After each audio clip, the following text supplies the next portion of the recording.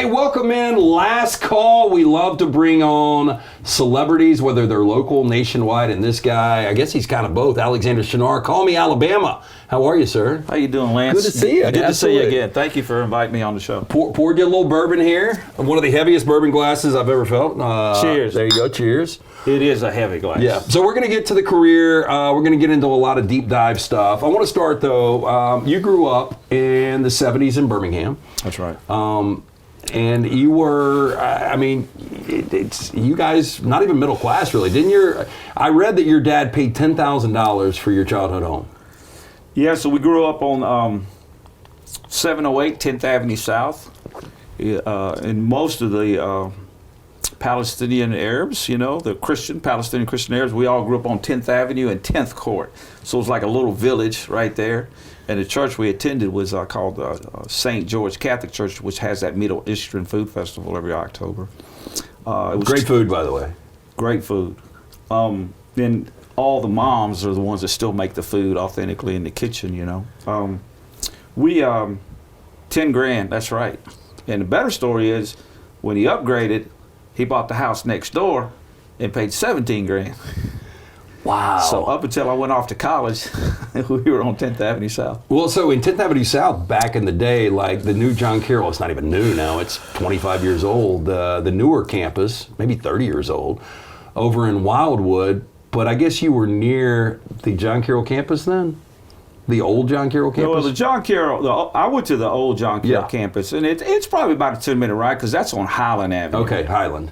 Yeah. So we're on 10th, you go straight up about 10 blocks and then, hang it right and there's Highlands. So again, we're going to get to how you became an attorney, how you became one of the best brands in the legal space. But you went to John Carroll.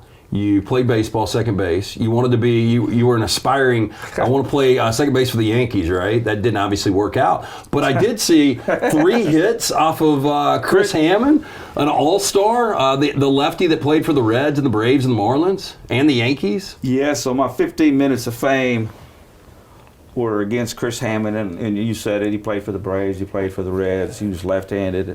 I'll never forget it. It was up at Vestavia. It was a Friday night, and I just was sitting up all that night. And, most of those hits went towards right field. I could spray the ball more. I wasn't a pull hitter. More kind of like a Juan Samuel. You remember? Yeah. Hit it where it's pitched. Of course, you might be making more than a lot of these big leaguers now, so maybe the career path was better that you went into the legal space. I don't know about that, but, I've seen some of those contracts. They are making crazy money. But Juan Soto. Oh, my gosh. Hey, first at bat home run this spring, though. Yeah. We'll see if he earns it. Normally, they don't. They tend to fall apart when you get these 10-year, $400 million deals. This is 15. So does that ever fascinate you? I would never sign that deal. Would you like to negotiate deals like that on the other side? Look, first of all, I'd like to be on either side of it because it'd be pretty lucrative. Right. But look, I love capitalism. Capitalism's great. I don't begrudge him at all for getting $750 million for 15 years. Look, the market yields it. The market bears it. We know the Mets can afford to pay it. Hell, if you know who owns the Mets, he owns one of the top 20 hedge funds in the world. So more power to him. But do you really get your money's worth? That's the question after year 7. Yeah, we'll see. I doubt it, but Juan Soto is a great player, obviously. So I don't know what came first, so I might have to go back and forth on this, but you worked some really interesting jobs growing up. And I do want to get to your college experience from Samford to UAB to the Birmingham School of Law. Yeah. But you worked at a deli, you worked at a package store, you worked for Uncle Fred at the flea market. You've done a lot of homework. Were these high school like jobs, or were this out of college? Because I want to know where to start here. Yeah, look, obviously I grew up on Southside, like we said. My dad was a peddler, a salesperson. That's the way that pretty much everybody supported themselves. So I spent a lot of Saturdays at the flea markets. The one that I remember the most is the one in Bessemer or Moga, And, you just go there, you put up a table. I'm 10 years old. What were y'all selling? Bet in a bag, was talking to Bo, about it. I remember the price, $19.99. You're probably buying them out of New York for $10 or $12. For a bed? No, like coverings. Oh, okay. Like your pillows, your blanket. Well, you bought a house for $10,000. I don't know. Yeah. So, but I tell you, it was good for me because and I've spoken about that before. I learned how to speak to people. I learned how to sell. You have different types of people because every individual is different. There's a lot of people at the flea markets, and you're just doing your best to try to, as we say, convert, or try to, resolve the case, and, the one thing about my childhood that most people, you said earlier, but look, we grew up, honestly, probably below middle class, but I never felt that because I grew up in a home where I had a mom, I had a dad, we had love, we had everything. I really never realized that we didn't have much. I know that's crazy until I got to John Carroll High School. And then when I got to high school and I pulled up, my cousin and Sam and I, who grew up also on 10th Avenue, which Sam, we cut grass all summer and I saved up, and for $2,500 I bought me a 1979 Caprice Classic. I wish I still had it, right? And then, but pulling up. Would you trade that Ferrari for your Caprice Classic? I mean, it's nostalgic, right? It's the first car that I ever worked for and purchased. And it looks like Snoop Dogg's car, but when we pulled up, I realized, sounds crazy, like there were, even though I was driving, there were a lot of kids, from Inverness, and some other areas, where a lot of, because John Carroll was mostly Italians. You sprinkle in some Arabs, sprinkle in some African Americans, sprinkle in a few white people. That's pretty much our class, And there were some brand new cars there, like Nissan Maximas. They basically what kids drive. Right, their parents right, can't right. afford to buy them a car. And I was like, yeah, this car doesn't really fit the mold as much. And so then you stepped it up because you went to Samford out of John Carroll. Yeah, so I graduated John Carroll. My daddy, which I'm glad he did, he said, look, I need you around here, I don't want you going off to school, but why don't you go to Samford, I'll pay for it. And I really enjoyed my time there. It was a really great school. Before you get to Samford, when you worked at the liquor store, you ever get held up? Yeah, so everybody knows there was a time that there was a morning I was working. I really didn't know this. You said I did my homework on a lot of stuff. I really didn't know that you were involved in a holdup. Yeah, so there was. So my dad bought it in 1979, and in 1992 he just kind of got tired of it, and it was kind of funny, typical Middle Eastern dad.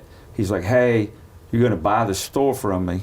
So I'm about 25, 26 at the time, I guess, and he said.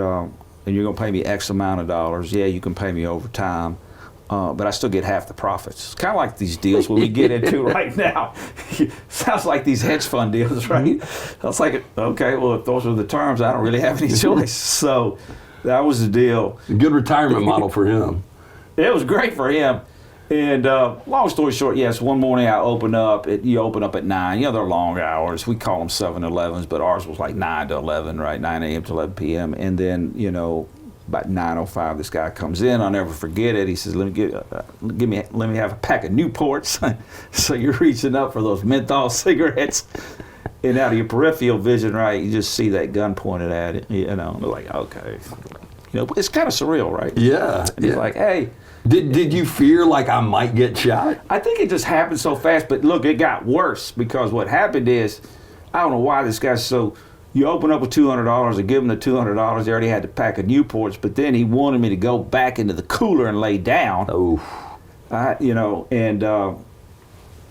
I just walked back there. I was like, don't shoot me, come back tomorrow, and he didn't, obviously, and then I'm in this Arctic cooler. It's like, did he lock you in it? He shuts the door. Because if you worked in the restaurant industry, those walk-in coolers. Those damn things are cold. Yeah, but we had a latch where you could get out. Okay. But I remember I'm in there and I'm waiting for him to leave, and I'm like looking through the 6 packs of beer like you're moving, trying to look through the beer to see if the coast is clear. Did they ever catch him? I don't think so. He was just a crackhead. Yeah. You know, early 90s, a lot of crack, you know. So, but I stayed about 5 minutes, right? By the time you get out, you're like frigid, you know. But it was all good. So you go to Samford, you meet Jimbo Fisher there. Now, Jimbo Fisher, a lot of people don't realize this, was a hell of a quarterback at Samford. Yeah, so I have two. Look, we all have a lot of friends, but two of my best friends are a guy named Rusty Reed and a guy named Andy Kennedy, who everyone knows, who's the head coach of UAB basketball. And both Rusty and Andy were from Mississippi. Andy goes to North Carolina State to play for Jimmy Valvano. He stuck behind Vinny Del Negro. Was a great player, had the worst butt cut. I don't know if you remember the haircut. Yeah. He stuck behind Del Negro, who became an NBA coach and a great player, and Ronnie Monroe for a while led the ACC in scoring, you know. And Rusty's the quarterback. The team's not very good back in the day, right? You know, Samford, it just got going. And he gets usurped really quickly. He came from Ole Miss. Rusty did transfer. And when Bowden leaves Salem, that's where he came from. He brings Jimbo with him, and overnight Jimbo's, you know, your number one QB. But Andy and Rusty and I all lived on Valley Avenue for about 3 years together, which were those are sometimes. Oh yeah, if you're watching this now and you drive around Valley and you're like, damn, he lived at Valley Avenue. That was the ski lodge. It was Nob Hill. It was Willow Bend. I mean, it was happening. Oh, it was. And then a good friend, a friend of mine that I graduated high school, David Thornton, his daddy was Thornton Real Estate. They owned the ones across the street. Like if you're going down Valley to the left, we lived on the left, but remember the ones that were all on the right? Yeah. That was all Thornton properties. Yeah, I think that's Willow Bend, I think. Yeah, on the right or side. Was. Yeah. I remember living in Nob Hill. I forgot the names of them, but like probably lived in a different one every year. Ryan Brown thinks it's funny. They used to call it Snob Hill back in the day because all the up and coming singles, that was the hot spot. Well, it was cool. I mean, but Saturdays were fun because there was always pool parties up there. Remember that? Oh yeah. You get a little DJ up there. Oh man, Dunaway used to be the DJ. Oh, was it? Yeah, I'm gonna give you some of those stories about Dunaway back in the day. But yeah, he worked for a radio station. Yep. He would do the tan decks. Yeah. Back when there was nothing to do in the 80s except hang out at pools at apartment complexes. It was fun. So you go from Samford to UAB, you go to the Birmingham School of Law. Why did you decide to go to law school? Why the field of being an attorney? Well, most people don't know this. So when I went to Samford, true story, I graduate, I take the LSAT. I had a seat at Cumberland. See, sometimes, you know, people didn't realize that because I went to Birmingham School of Law, which is an unaccredited law school. But there was a registrar up there. But I'm telling you, two of the most respected, you and Tommy Spina, and probably others that I don't even know of, graduated from the Birmingham School of Law. Well, you had a famous criminal lawyer named David Cromwell Johnson, who was probably one of the best criminal lawyers ever in Alabama. You've had a couple of politicians that, you know, have done pretty well. But I decided not to go because the liquor store was a huge responsibility, and so I worked for a couple more years. So I took a couple years off, right? And I didn't take any time off. I just worked at the liquor store, and then I decided that I needed to go to law school. So it's a great. Most people gap years. They tour Europe. You were running a. You're getting held up by a dude at one of those Newports. I was running a 7-Eleven selling kegs to UAB students. So and hot tamales. Yeah, hot tamales. The drinking age back then was 18, wasn't it, or 19? No, it was 20. No, it was still 21. Okay. But then there was a while where we didn't have. That's when we had it. That's when they passed the Sunday blue laws, and because for Sundays we were closed, and then it became where you could sell liquor after 12. Is that store still open? Store's still open. Would I know the store? Yeah, I mean, it's iconic. Now you got Tootie's Package Store and you got Dee's Package Store, the two main stores. And at one time, when you were talking about... Wait, so was it Tootie's? Tootie's Package Store. Damn, I didn't realize it was Tootie's. That's where we'd go get our Vegas rotation back in the day. Before, like, people don't realize this. Now you got your the 24/7. You can bet online right there on your Remember iPhone. the goal sheet? Oh, the point wise. Oh my gosh! So people don't really realize it was a good little People were business. getting their bongs back then too. We had the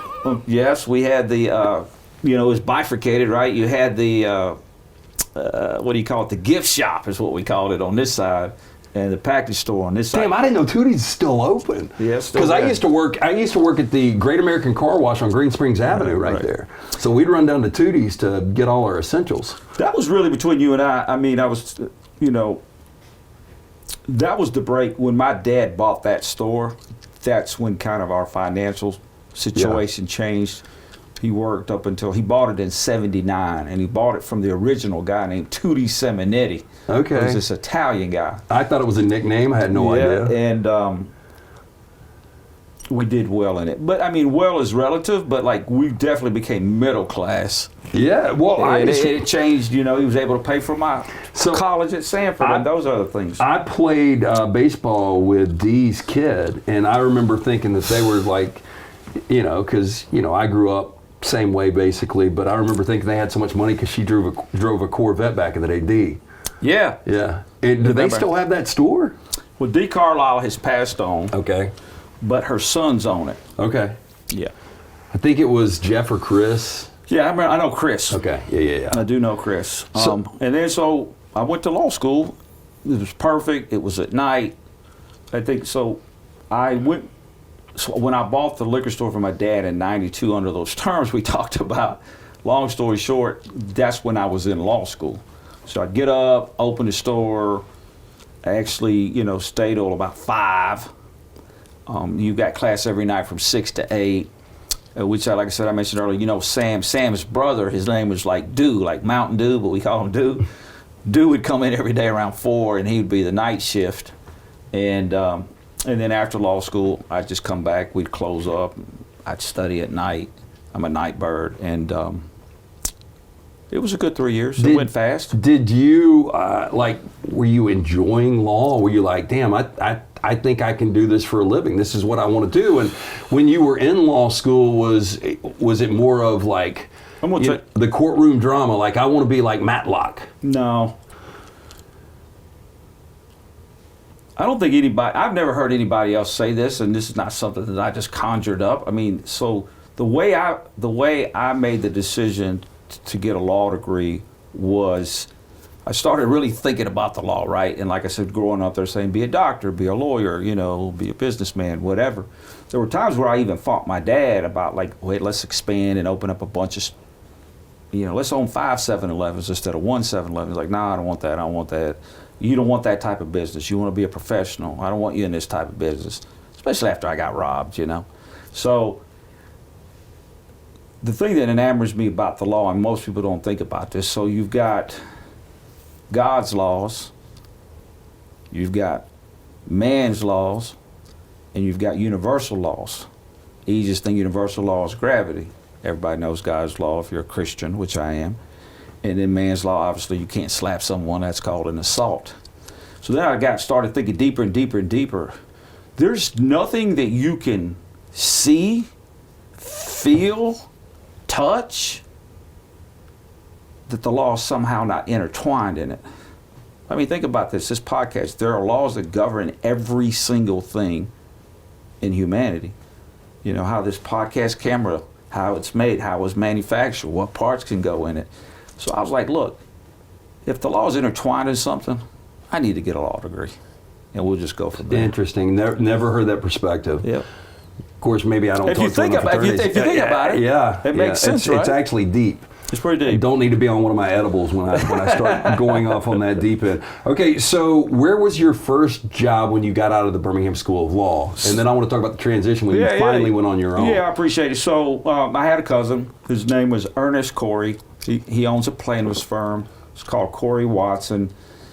He knew me only from he's older than me, about 11, 12 years older than me. So after he'd work all the time, I mentioned earlier, David Cromwell Johnson, the famous criminal lawyer, that was his partner, and it was Johnson and Corey. He come by and get a bottle of wine, and he see me studying and reading my books. And he knew my dad, and my grandfather and his grandfather were pretty close. Long story short, he's like, what are you going to do when you get out of law school? And I was like, I don't know. And he's like, he surprised me one day out of the blue, and you got to know him. He was like, well, how much money do you make? And I thought it was kind of personal, I was like, we do okay, me and my dad, we make a living. So how much money do you make? He kept on pressing me. I'm like, all right, like, man, store makes about $100,000 a year. Back then, you could live okay. Sound like a big number, yeah. Yeah. He was like, well, when you get out of school and pass the bar, call me and I'll teach you how to make some real money. I was like, all right. So he never mentioned it again. I'd see him. Finally, I finished school. I passed the bar. One day he comes in. I don't say nothing to him. He's like, I heard you passed the bar. I'm like, yeah. You want a job? Come see me Monday. So I went to see him, and I worked there for 5 years. I think of it as apprenticeship. I'm grateful for the time there because... Was he a true mentor? No, respectfully, like in the law space, like if you're on the defense side, meaning like if you're representing corporate America or insurance companies, you typically have a top partner. And I'm being funny, they're going to put an associate on it because they're really just doubling the pay on the file to the corporate defendant. But you learned because you're double paying. But on the plaintiff side, you either sink or swim. Everybody's busy. And so you just got to get in there and you just, it's kind of like when you're trying to teach someone how to swim, just throw them in the pool, they'll figure it out, right? Yeah. And honestly, that's how it was at that firm. Are there some mentorships?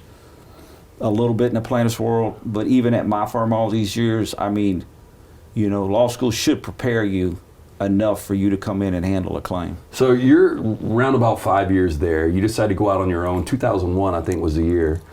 First of all, how scary was that? Why the decision to go out on your own? And I'm going to guess you never envisioned this, right? Yeah. So it was about 2001. I was becoming a little restless. Respectfully, even though I'm grateful for the time I had there, I wasn't making any money, right?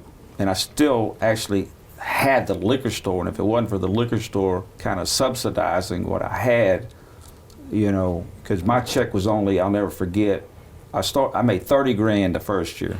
It's $808 every 2 weeks. It's hard to survive on $808 every 2 weeks. Yeah. It just didn't get it much better. I think when I left, I was making $48,000 a year. I guess to answer your question, I didn't think I could do worse.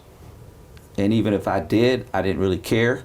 I just, wanted the autonomy to do it on your own, right? I have an entrepreneurial spirit. I had a liquor store. I grew up in the flea markets, and I was like, look, I understood basically, like I get the concept, like you got to get clients, which is the most difficult thing, right? But when you were making $808, was there a thought like, damn, maybe I need to transition back to just full-time liquor store or get into something else and get away from law? Was there ever a moment where you were like, maybe this isn't for me? No.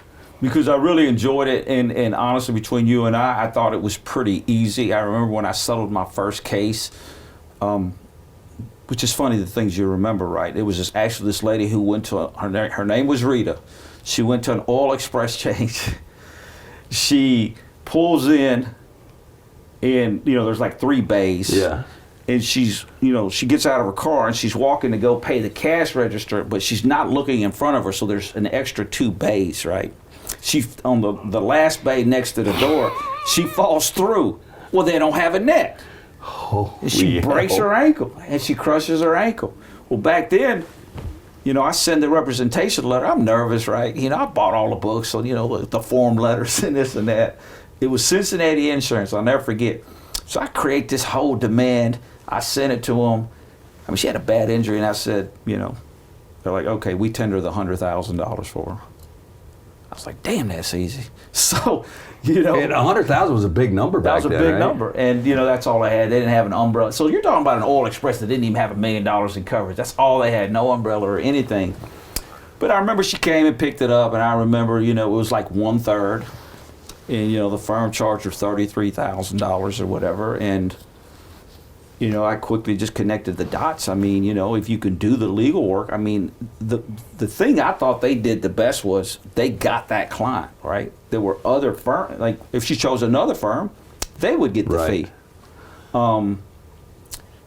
And so I don't know if that was some divine intervention that they wanted my first case. It's kind of like the guy that hits the home run the first time he's at bat. Obviously, you go through some challenges along the way after that, but I was pretty much sold after that. Wow. So from that moment, though, and as you said, it's all about getting the clients. And you have become, I mean, people give you credit. You're a marketing genius. And so you start this firm. When did billboards become part of it? Because I try to, and I was thinking about this when I was, thinking about the interview over the weekend. Like, I can't remember the first time I saw one of your billboards. I want to say it seems like they've been in big time circulation 15 years. Yeah, it's funny you say that. So there's all those aha moments in life, Like if I reflect at the firm, it'll be 24 years old this August the 1st. We're actually going to throw a little party, for the firm. I like to read. I don't remember if it was, I think it was the USA Today or the Wall Street Journal. I wake up one morning, it said that San Francisco had outlawed the phone books. And I hate phone books, right? But I was in every little phone book, right? You buy the little ads and so forth. And that's kind of how you got your clients too a little bit. And I always knew, respectfully, even though I'm born and raised in Alabama, right? Like, California moves a little faster than us, right? So I knew that print was kind of dying, and everybody had heard that print was kind of dying, right? Because, we were talking about, 2007, 2008, An example would be there's a Google started in big October Birmingham News of building downtown, and Birmingham News is out of business. Yeah, so print's dying, and, Google was around 2000, the PPC's click. So long story short, I was like, okay. I called my cousin. His name was Billy Zarzar. I don't think he's ever spoken to me. I was like, hey, Billy, because it's hard. I was like, I can't renew the phone books next year. And he's like, no, you're kidding. I was like, no, I'm just, I need to put my dollars somewhere else. And it wasn't a lot of dollars, but so I said, what am I going to do with my dollars? And I wanted to understand why corporate America does it. Like, why does McDonald's do a billboard? Why does Nike do one, et cetera, et cetera? So I took a deep dive on my own. I started reading about them, just real briefly. It has something called the ping factor. It's just a branding mechanism that has a ping factor, and when you drive by the board, it'll ping you consciously or unconsciously. But you got to have the right message, right? Yeah, look, there's all those rules. Keep it short, keep it clean, 7 words or less. I don't even like 7 words. I like 1 word, 2 words. Call me Alabama. Yeah, 3 words, distinct colors, et cetera, et cetera. It's 2025. We all drive everywhere. You'll drive by billboards. You could look, next time you look at a billboard, you'll start, it's too busy. If it's busy, you can't read it. Right. You only have a second to look at it. Hey, ironically, have you ever gotten a client that was staring at a billboard, got in a bad accident, and then you represented? I've had a lot of clients who've been hit in front of the billboard. Okay. And, that's... And then there it is, and then we get the call. Okay. So I jumped into the billboards. The truth is, the billboards have kind of become the new phone book. I kind of started the whole phenomenon. Oh, Lamar doesn't want to hear this, do they? Yeah. No, they do. It was a break for outdoor advertising. Print dying helped the billboards. And now pretty much every state has a guy with a bunch of billboards. 2,500, is that the number, roundabout? Yeah, roughly, just to be very fair, it's somewhere between 2,000 and 2,500 because it's constantly moving and changing. Yeah. But that's not just in Alabama. It's no, Alabama, Florida, Georgia, Tennessee, Mississippi, Southeast presence. Malcolm Gladwell did a book, The Tipping Point. You've probably read it. Yeah, I've read it. Where was your tipping point in this career? Because there's a lot of people that grind it out and make $100,000 a year doing what you do. And it just seemed like it exploded with you overnight with these billboards. So from 2001, so sometimes when I'm talking to my young lawyers, and they're complaining, I'm like I love you and I appreciate you, but you're barking up the wrong tree right this moment for me, because I worked for 5 years for nothing, and it was from 2001 until October of 2010. That was the tipping point. For whatever reason, I guess the boards had been up long enough. We had our best month ever back then in 2010. I'll never forget the number of cases we got. I mean, it's only 10% of what we get now. Wow. Or maybe 7% of what we get now. But it was definitely a tipping point for us, Some people, though, they get fat and happy. And, I mean, this shows how ambitious you are, though. Because at that point, you were like, damn, I'm making real money now. Right. So where was the drive that, like, I'm not only going to do this, but I am going to take over this space and I'm going to dominate and I'm going to continue to make as much money. Like, I would assume now, like, did you ever envision, like, you were going to be at this point in your life? No.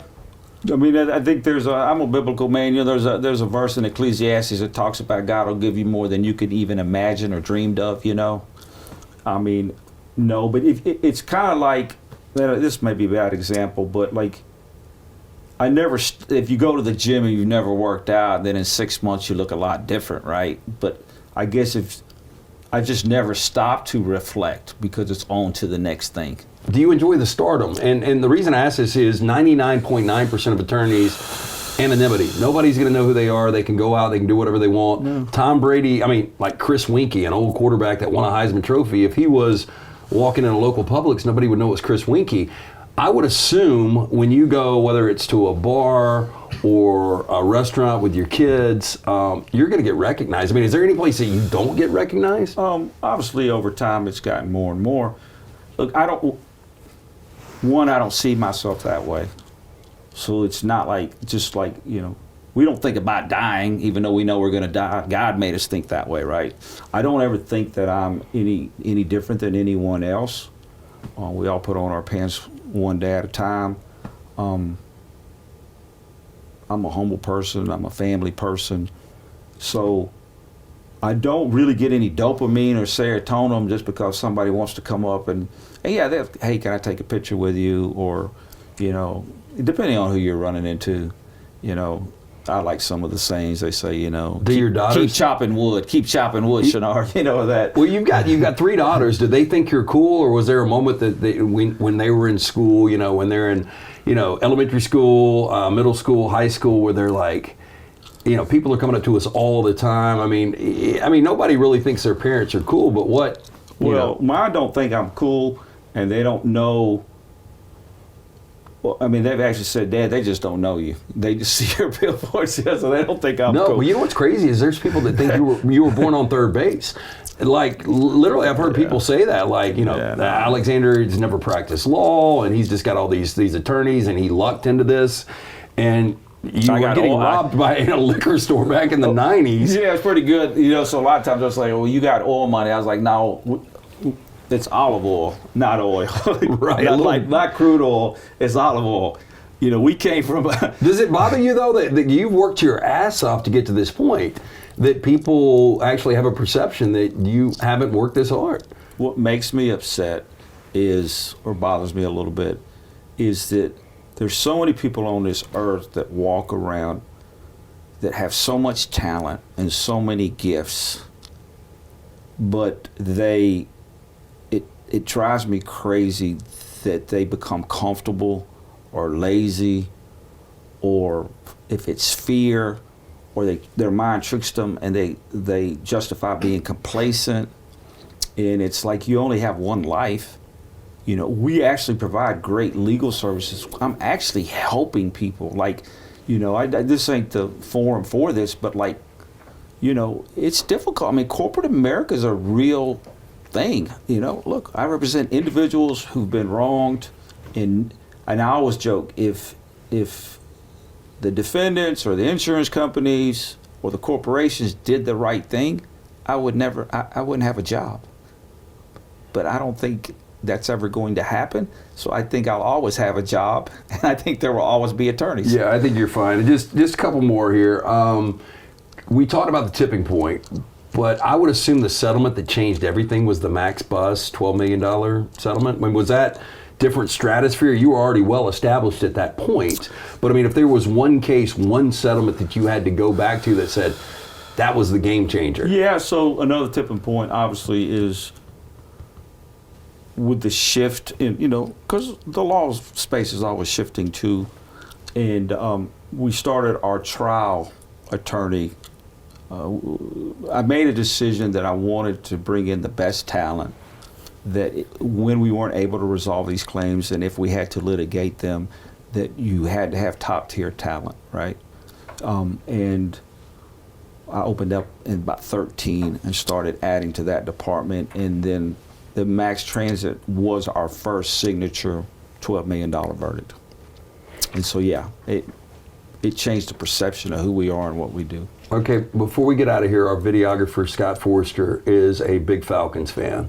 You're a big Falcons fan. Yeah. 28-3 Super Bowl, I know you'll never get over that. Tell me where you were on that, and then I wanted to bring up something that Mitri was talking to me about in 2020, a Falcons-Cowboys game that just the way he tells it's hilarious. But go back to Super Bowl 28-3. Are you celebrating? Are you at the game? So I went to the game. Oof. It was actually my first Super Bowl. I took my daughter, who's now a freshman at Alabama. Is she a big Falcons fan? Because of her dad, she's a big Falcons fan. We actually drove to Houston. I actually had a Nick Saban Sprinter van back then. Just the two of you guys? I had a driver for us. Yeah, I can't drive that big old thing. I hated it. I ended up selling it. The $12 million settlement was already in the bank by then. So. The worst thing that happened is I had that 538 app, and when Julio catches the ball on that very difficult play. Was it like 99% or whatever? It was like 99.8%. Because he makes this incredible catch, and I'll never look. I look at the clock, and it's like 4 minutes and 32 seconds. And, I tell Alex, I said, I promise we're going to win. I'm never doing that again. I promise we're going to win. We just won. We just won the Super Bowl. I thought the same thing. By the way, I had the Falcons in the game. Until Shanahan decided to pass the damn ball, what happened. They ran and got no yards. Because they ended up going back. If he just would have taken a knee, he could have won the game. Goal, right. Long story short, we lose. And my daughter's crying. And look, it's tough. How were you not crying? Like, as a grown man, if I had never seen one, which you haven't, to have that kind of thing ripped out from under you from Tom Brady and Edelman to make that catch. So I'm funny, man. So I could never come to terms with it, right? Yeah. So this is what I came up with. The only way that I can have any peace with it is I think at some point after Julio caught the ball and they were going to win the game, because I've watched the film 20 times, right? Oof. That the good Lord was looking down with Jesus, and he was like, look, we can't let the Falcons win, because if the Falcons win, it is going to be the most debaucherous thing that's going to go on in Atlanta for the next week. Everybody was getting lined up. It was going to be Freaknik. All the strippers were already going to the club to get ready. All the dealers were out. I mean, it was about. And he was like, look, there's going to be this many people murdered, and this is going to happen, and this is going to happen. And he's like, no, we can't let that happen. Sodom and Gomorrah happened a long time ago. I ain't dealing with that again. Let Tom Brady and them win. They know how to win. They'll celebrate. They'll throw a goofy parade in the week. Nobody will care. Let's just move on. That's the only way I can come to terms with losing that game. Well, so 2020, Mitri was telling me this, one of your other cousins, and we'll wrap with this. But Falcons are up 20 on the Cowboys. Cowboys end up coming, although they lost 4 fumbles in the game, they come back. They get an onside kick. Greg Zuerlein. If you hadn't watched the video, please go watch it. I haven't seen the video yet, but I've heard that I've got to see this thing. Okay. But how do you explain what happened? And basically, you were doing a tutorial on, like, Little League kids can do better onside kicks or defend onside kicks better. Let me ask you this. So the bottom line is, everybody understands the onside rules. You learn that like in Pee Wee football, I guess, or if you don't, at least by the time you're 10 years old, right? And so obviously the ball has to travel 10 yards, right? Very simple, yeah. And then the kicking team can recover it, right? Well, obviously if it's short, the receiving team can pounce on it at any time. We're talking about an NFL team here, okay? with a special teams coordinator making $1 million. The Cowboys score, and they're doing an onside kick with, like, I don't know, a minute left in the game. Kicks the ball. He kicks it the way, if you're looking at the field this way, it's to the left. There are 7 Falcons at some point, and I don't know if the first person started it, but it was a chain reaction because the ball's moving, but all 7 of them are moving backwards instead of moving forward. While the Cowboys are running at full speed, once it hits the 10-yard line, they pounce on it. Like, I've heard of one person having a brain lapse, but 7 people having a brain lapse at the same time? Only the Falcons. Only the Falcons. Yeah. I mean, it's like, it has to be the most ridiculous play in the history of the world, other than, if you don't remember this, a few years ago, Mariota throwing a pass when he was actually laying down on his back. I don't remember that. I guarantee you Scott probably does. He's laying down, like lay on the floor, and he throws a pass. Always an adventure with the Falcons. Okay, so where do you see yourself in 10 years? You still going to be doing this? I mean, the goal and the hopes, once again, that, you know, mentally healthy, physically healthy, the firm's still growing, venturing out in some new legal practice areas, and continue to provide great A-plus legal services to pretty much anywhere, not just Alabama. 250,000 cases? Done 250,000 cases. I don't think most people know this. We represent about 60,000 people right now across America. Got about 200 lawyers, about 700 people all in. Got a good firm. Yeah. We run it like a corporation. The more I get to know you, man, you guys have got a Fortune 500 club that are a company that is being run. You care about your employees. Care about our people, care about our clients. But I'm there every day. I don't believe in absentee ownership. You're not a morning guy, though, right? I can be, but it's not my favorite thing because I'm just a night person. Yeah. I kind of got that with the liquor store. You kind of did, you know. I said final thing, but this is the final thing. Best law movie out there for you?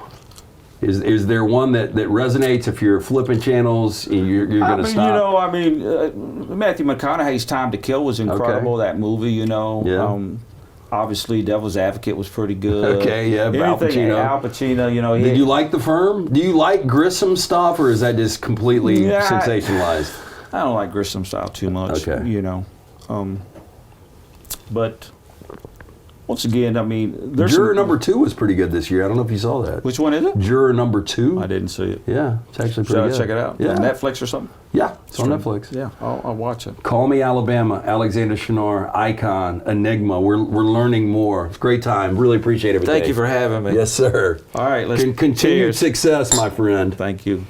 And to you, my friend.